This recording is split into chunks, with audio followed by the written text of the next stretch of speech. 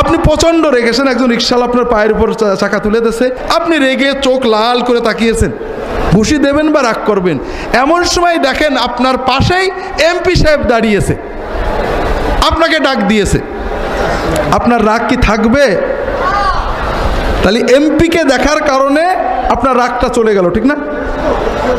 আপনি ঘরে বউয়ের সাথে অথবা আপনার বউ স্বামীর সাথে ঝগড়া করছে, রাগ একেবারে চোখ লাল হয়ে গেছে প্রচণ্ড। এমন সময় দেখেন ঠক ঠক করে দরজায় কেউ কি করছে, ঠক ঠক করছে, নক করছে। আপনি রাগে চোখ ফুলিয়ে কে বিরক্ত করে এই অসময়ে দরজা খুললেন, দরজা খুলে দেখেন আপনার বস দাঁড়িয়ে আছে, রাগ তো থাকবে? রাগ থাকবে তো? থাকবে না। তাহলে আমরা যে বলি রাগ দমন করা যায় না, এটা মিছে কথা। রাগ খুব দমন করা যায়। কথা হলো আপনি কাকে দেখে দমন করবেন, এমপিকে দেখে, বসকে দেখে, প্রধানমন্ত্রীর দপ্তরের মোবাইল দেখে, নাকি আল্লাহকে দেখে রাগ বন্ধ করবেন? এইটা হলো ঈমান। কথা বুঝতে পেরেছেন?